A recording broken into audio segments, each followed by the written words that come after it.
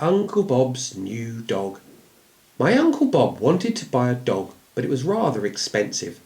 But it didn't put him off. He put some money by every month for a year. Last week he bought the dog, and to celebrate he took it to a restaurant in London. Bob's sister lives in London and has a spare room, so she put them up for the weekend. The restaurant was rather expensive. He noticed they had put the prices up. Anyway, Bob had the chicken.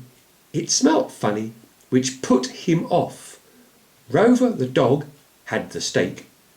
The next day, both Uncle Bob and Rover became ill.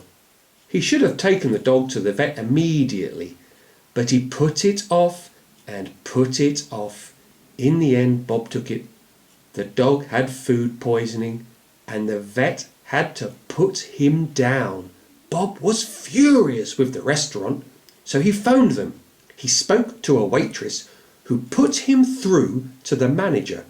But the manager refused to speak to Bob, said he was busy. Bob said he wasn't going to put up with that excuse. So he charged out of the house and ran down the street, round the corner and straight into the restaurant. "I demand to see the manager," shouted Bob, smoking excitedly on his cigarette. "Could you put out your cigarette? It's unhygienic," replied the waitress. "Unhygienic?" cried Uncle Bob. "What about your steak? You killed my pedigree dog." He showed her its photo.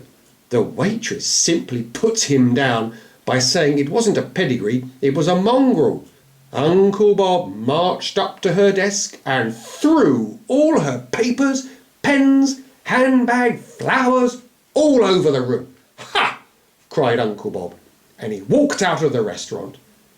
He stood in front of the restaurant, looked across the road, and what do you think he saw on the opposite side of the street?